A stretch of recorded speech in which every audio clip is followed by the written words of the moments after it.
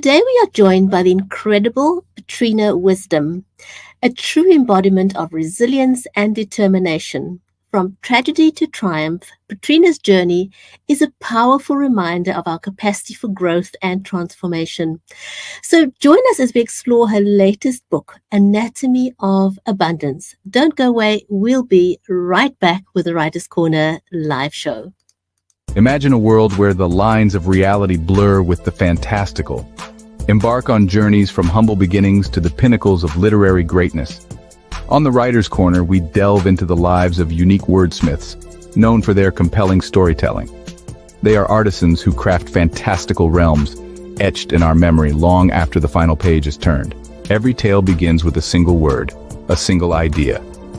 Authors create sensations that keep you on the edge of your seat. Witness how they transform setbacks into stepping stones, use refusals to spark growth, and turn rejections into catalysts for new inspiration. Witness the diversity in writing as it gives birth to a vast array of genres, from drama to mystery to children's stories, fantasy, and reality. Join us as we uncover sources of inspiration and the magic that defines the author's craft. Find out how authors breathe life into their characters and meticulously craft narratives and plots that captivate readers. Get a sneak peek into upcoming works and join us as we celebrate literary greatness only on the Writer's Corner. We don't just celebrate best-selling Amazon and New York Times authors, but also indie authors. Join us on the journey from the birth of a tale to the creation of a masterpiece, only on the Writer's Corner live show. Stay tuned. If you are just joining us, then welcome to the Writer's Corner live show. If you're not yet following us on social media, please do so, because that way you'll get notified next time we go live.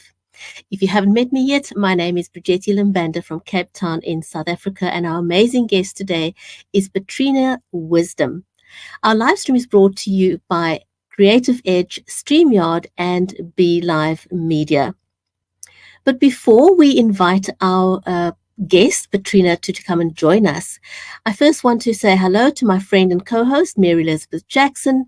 She's a 5-time #1 best-selling author and certified special needs and disability advocate, dedicated to empowering underrepresented voices through her writing and advocacy. Mary's also a speaker, educator, ghostwriter, and songwriter, and she brings a very unique energy and expertise to our show. So, Mary, welcome. How are you today? I'm good. Without any further ado, let's welcome our amazing guest today. If you have not yet met Patrina Wisdom, she is an author, speaker, and movement leader who has overcome the most incredible adversity to create a life of abundance and purpose.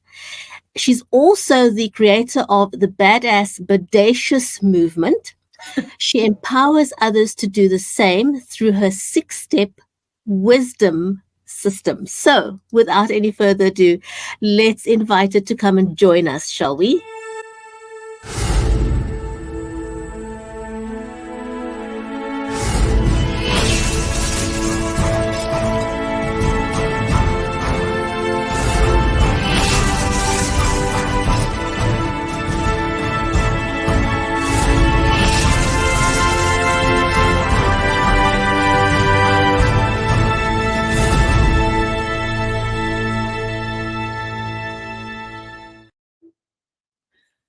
Hi, Patrina. How are you, girl? Hi, everybody. I love the whole audience. I'm like, oh, look at that. We got a packed house today. I know. Welcome. Gosh, love your name. I love your name. Just, you have to be speaking wisdom in the world when you have a name like that. We're going to jump right in because we have so much to ask you. And this is the first time you've been our guest on Writer's Corner Live. And so we're so excited to have you here. What inspired you to create the 6-step wisdom system, and how has it impacted your life and others? Because I know it's a very important part of what you do. Yes, absolutely. It actually ties in with my name as well. So I am someone who was born to a very young mother. She had me at 16 years old. And so her and I kind of grew up together. And with that, coming from a family of very strong, beautiful women, mostly women, like 1 male to 5 women in my family, I never really saw examples of like happy marriages and, you know, abundance and wealth building and things of that nature. So I kind of grew up with this idea that I wouldn't do any of it. I wouldn't get married. I wouldn't have kids. I've always been a free spirit and very entrepreneurial. I actually haven't had a job since high school. So with that said, fast forward, at 15 years old, I met a man and I fell in love. And as it goes, you know, everything kind of shifts and changes. And so through our love, we ended up purchasing the house and creating our life together. We had 3 children. And just, I fell in love with being a mom. I fell in love with being a wife. And at the same time, I never let go of my own identity. So I was still this, you know, entrepreneurial, free-spirited woman. And I was just in this bubble of bliss where I also had that masculine protection. And then in 2009, I woke up one morning, my husband was in the financial industry, and this was right after the fall of the market in 2008. Woke up one morning, he gives me and my 3 children at the time a kiss goodbye, tells us he loves us, and walks out the door knowing that he was not ever going to come home again. Unbeknownst to me, you know, I go about my day. I actually found out that day, I went to the doctors and found out that I was pregnant with my 4th child. So I'm texting him, I'm calling him. I'm so excited to tell him the news because we had suspected, and received no response all day long. Right about 10, 11 o'clock p.m., I knew something was wrong. And so, you know, I get that gut feeling where I know something is terribly wrong and I'm starting to just swirl, you know. I woke up the next morning to find out that my husband had actually taken his own life. So now I find myself overnight blindsided as a now single mother, pregnant with my 4th child, full-time entrepreneur. And on top of that, I also inherited his financial business upon his passing. So it was a lot. And again, I didn't come from a background of, you know, marriage and this whole white picket fence life. I also never grew up with financial education and had no roadmap on how to create abundance. So fortunately, my husband had kind of forced me to learn the financial concepts for personal finance. And so I was able to step in, but it was a whole world. I had never sat with clients. I didn't really know the back end of the business. And so it was in that moment where I had a choice. I like to say that I can choose to be a victim, which I had every right to be the victim if I wanted to choose that path, or I could focus on the gifts that would reveal themselves from his passing and become a victor over my situation. And so obviously that's what I chose. I made a vow to myself that I was going to make it no matter what, that I was going to prove to myself and everyone around me that you can move through tragedy, the worst tragedies, and become a victor over your situation. And I wanted to be the model for that, for other women, for what that looked like, to be able to live fully as who you are, take care of your responsibilities, honor the passing, you know, the person who passed away or whatever that situation was, and still thrive and live in abundance. And so that's where this all came from. The name itself, Patrina Wisdom, is not my birth name.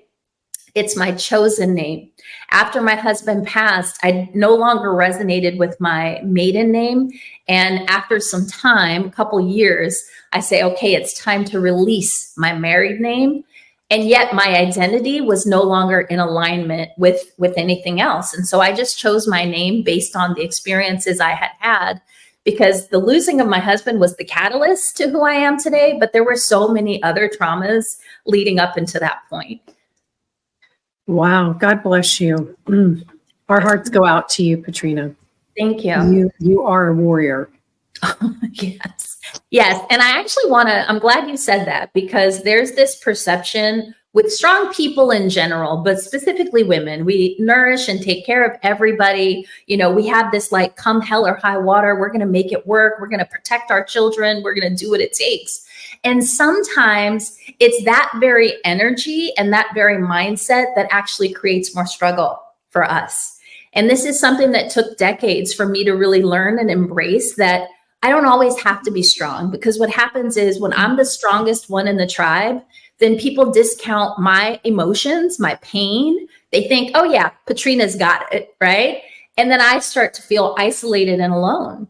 So it's been a process of learning, like, how do I own my strength and still melt into being a feminine woman that is able to receive help, to receive love, to receive support, and also to surrender to the ebbs and flows of life. And that's true abundance. Abundance is not like, okay, I've got it all figured out. I've got all the money. I'm happy all the time.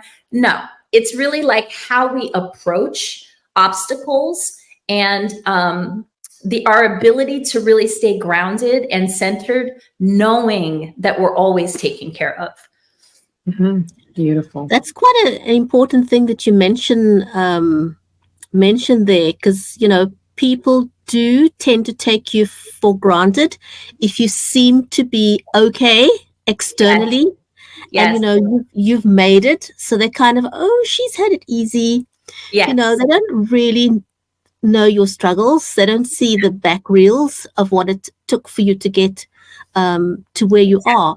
But having been through all the challenges that you have and having created what you call a bodacious, badass life, what advice would you give to someone who is currently struggling with self-doubt and fear and trying to break free from that limitation?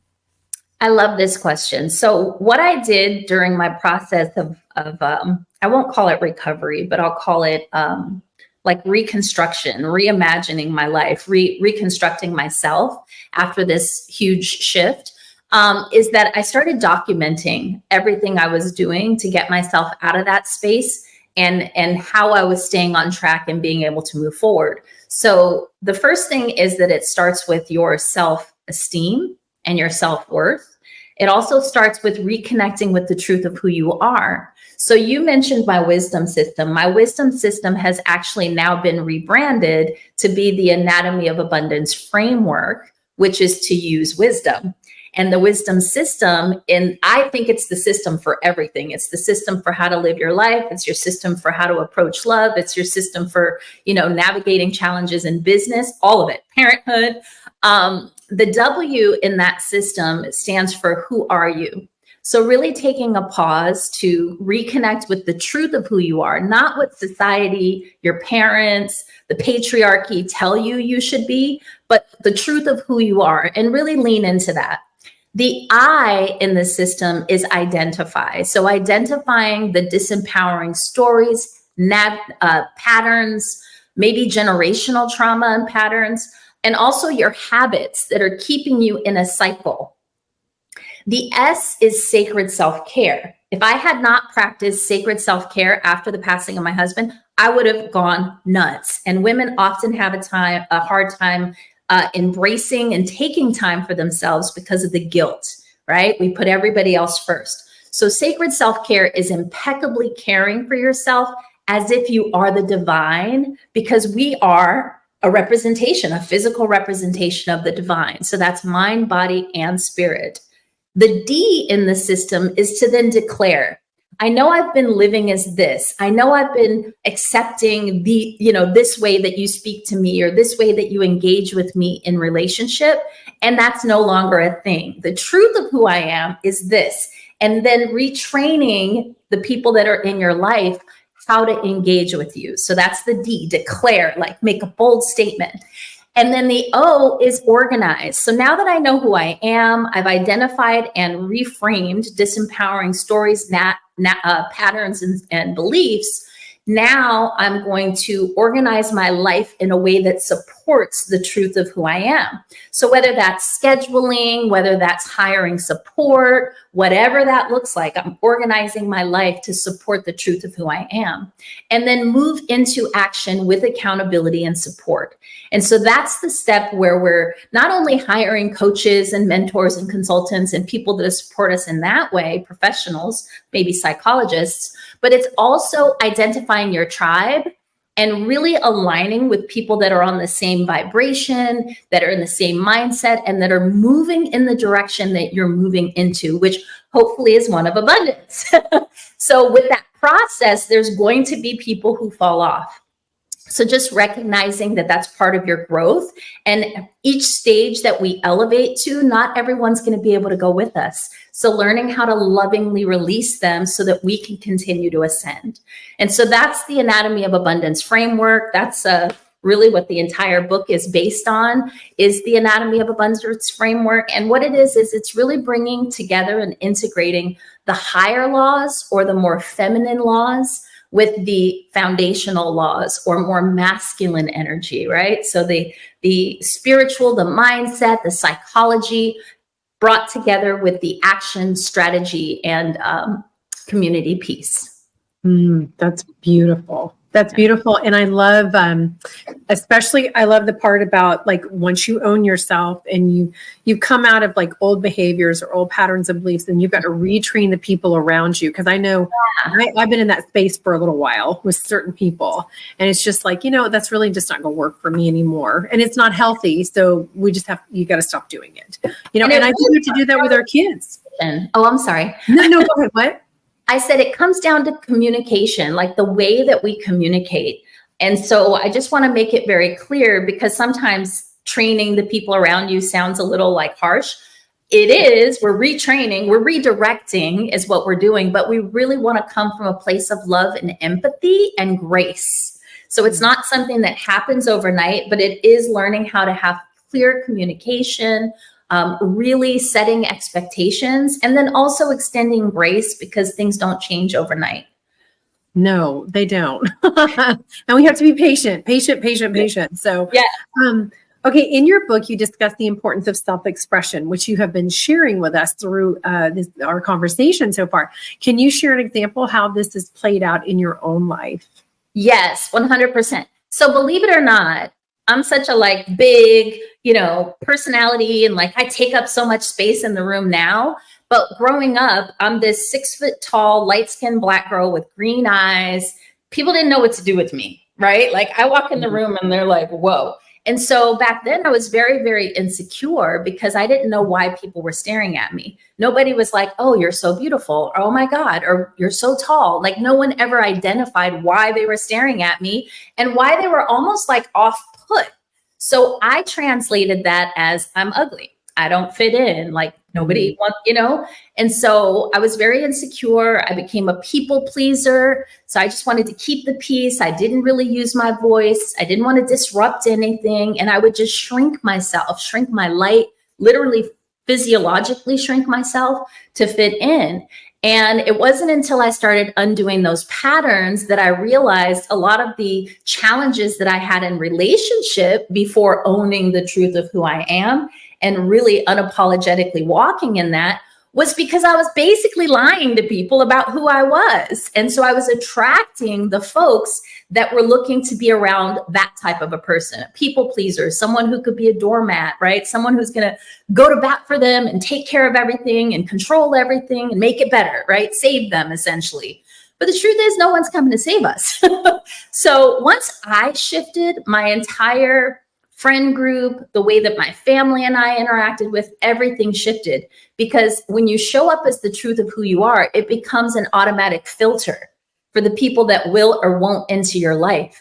And so by holding that impeccable self-care, those boundaries, and just walking in that queenship, if you will, that queendom, you start to attract the most amazing people because your vibrations match. So my circle, global circle, looks completely different than it did 20 years ago. Wow, that is amazing. Now, you've got a pure abundance retreat that provides a safe space for women to break free from that scarcity mindset. Can you tell us a little bit about it? Yes, thank you for asking that. So after the passing of my husband, again, I was pregnant with my 4th child. I had the 3 children and 2 businesses that I was running. Oh, by the way, I'm also a professional singer in my previous life. So I was actually performing at night during this time. Crazy. I had literally checked out. I was running on automatic. And so I believe what saved me, because that could have been a very destructive path, just being in hustle culture, working in automatic and like never really taking time to stop and feel. What I did is I ended up finally, after my baby was like 10 months old, taking a retreat in Bali. And when I did that, I spent 10 days in Bali, really just reconnecting myself, earth, finally dealing with my grief and starting to reconstruct and reimagine my life. And so I made a vow to myself at that point that I would do that for other women. And so I started doing it on a smaller scale, like home gatherings and different things like that. I also have a background, 10 years plus as a massage therapist and esthetician. So I've always loved to pamper people and take care of people. So I started doing it on a small scale. And then I moved to San Diego in 2013 and started hosting sacred self-care retreats. What happened then, though, is that I said, you know what? I want to take this international. I'm a traveler. And what I know is that you can't be a prophet in your own land. So people wanted to come to my retreats, but they always wanted to negotiate or lowball me to come to my retreats. And at that point, I knew my worth and my value. And I knew that what we were offering was transformational.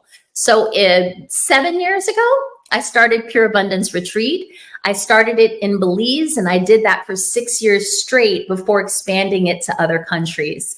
And so my favorite thing is to watch people, first off, say yes to themselves through saying yes to the retreat.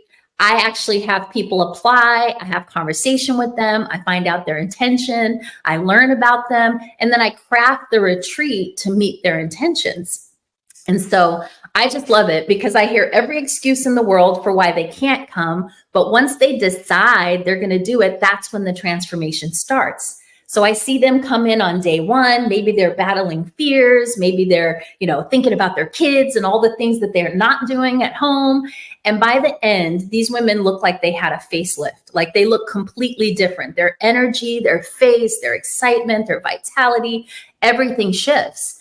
And so this year, I've actually turned my Pure Abundance Retreat into a membership so that women can prioritize and schedule their self-care regularly. And I've also started tying in mastermind for the business part because all of my friends are entrepreneurs and we love to do both. So what does it look like to take care of yourself, your mind, your body, your soul, your spirit, and be in these communities that may not be accessible to all of the ladies in different areas, right? So really aligning with that community that's going to support you moving forward. That is just beautiful. Absolutely. How it just seems like everything has been orchestrated in your life from like, yes. It just really, it really has. And it's like you were in my head. And you said yes to yourself. Like you're helping these other ladies. Yes. I said yes to myself, but I'll tell you what it really is I said yes to spirit. Because when my husband passed, that was the ultimate surrender moment for me because I was pissed. I was like, what the right? Because I was the good girl. I always did everything right. I never, hurt anyone. Like I'm following all the rules, God, what the hell? Why me? But then I turned that why me into why not me, right? Because I know what I can do with this on the other side.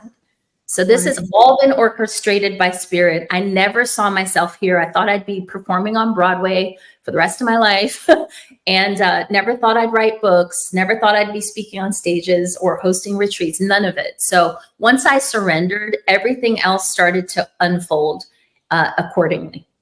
It's amazing, perspective is everything. I was just listening to you saying, flipping that why me, because I recently met a lady on TikTok who is paralyzed. She was paragliding just after COVID. And the line, her husband shouted at her. He was just ahead of her. And there was a line there that shouldn't have been there. And it hit her legs and she's now paralyzed. And, she went through that same process and she said, like, why me? And, she had this pity party, rightly so. And then she realized, but the lady behind her, even though her children were young at the time, the lady behind her had a tiny baby. And she thought to herself, if it wasn't me, it would have been that lady with the tiny baby. So, Yeah. I can't do this. I need to move forward. So it's a very important step that trying to flip or to reframe what happened. It is. And society doesn't really teach us grace, and it doesn't teach us acceptance. It doesn't teach us surrender or what real strength is, right? We have all these false narratives on what strength looks like. And so I just feel like those of us who are able to acknowledge and embrace those things and really figure out how to navigate moving forward, then it shows other people that it's possible, and it gives them a model to follow, right? So Tony Robbins likes to say, and I don't know if he's the originator of this, but he says, you know, things don't happen to you, they happen for you. And it's true. If we really take the time to look at everything that happens in our life, it's like we learned something from it, we grew from it, or like you said, maybe something happened to me to save someone else. So there's just this bigger picture that we don't stop to kind of, what do they say, 6,000 foot view, to go to elevate and look and see what's really going on, because most of us are so grounded in this 3D, you know, reality and just the hustle and bustle and the devices and the distractions. So I like to say we're living by default, most people. So we want to get back in the driver's seat and start to intentionally navigate our lives and our businesses instead of living by default. And we also have to go in and we have to talk to our young people. We have to get to them because their narrative is a total unrealism, complete. Oh, yeah. Yes. And so we have got to, no matter how many eye rolls, no matter how much they fight us, no matter how much they don't want to listen, no matter whatever it is, that's our responsibility to just keep going, keep talking, keep providing that guidance, keep providing those words, keep providing that love and that grace and that place for them to, at some point, they finally realize, oh, okay, so none of that's like really real. Because I've had that experience with my girls, you know, they're young adults now. And so they're like, oh, wow. Okay. So that really, you know, not that it was anything bad, but it was just, it's that example. Real quick, because I know we're going to have to go. How do you hope your book and message will inspire and empower others to take ownership of their lives and create a life of true abundance and prosperity? And you've really touched on a lot of that, but can you give us like a couple of gold nuggets? Yes. So I don't even feel like this book was written to be an inspiration. It was written to be a guide, right? So I look at our book, Anatomy of Abundance, which has 14 additional contributing authors speaking to, so it's different voices, different stories, different experiences, but also with the expertise sprinkled in there. And so I look at this book to be something like Think and Grow Rich, where it's a guide that you revisit and that you go to, you know, whatever section you need to be working on at that time. And also I'm going to be doing a part 2, volume 2, and volume 2 will start to drill down on specific things. So that one will be redefining your relationship with love, sex, and money. And so, again, this is a guide. It's more of a how-to. So I suggest everybody get the book and start at the beginning and just chunk down, but focus, or just open it intuitively to the chapter that might be calling to you at that moment. But it's something we should be revisiting on a regular basis and shedding light on where our blind spots are so that we can start to grow in those areas. Because like I said, growth doesn't happen overnight. There's duality where, you know, things might be going really great in your life, and at the same time, there's this one thing that's just nagging at you. It could be unresolved grief. It could be everything's great in your life except for your relationship with your spouse or your children. So I look at the book more as a companion. Yes. Okay, awesome. Thank you so much. We loved having you. Oh my gosh. Thank you, Patrina. Unfortunately, we're out of time. We've got to have you back. Just hold your cover up quickly, while we say goodbye to our friends. Thank you, everyone, for joining us. We'll see you back next week on another episode of the Writer's Corner live show. Thank you for joining us on the Writer's Corner live show. 30 minutes of insightful author conversations with some of the biggest names in the industry, including award-winning authors and international indie sensations. Join us on the next episode of the Writer's Corner live show.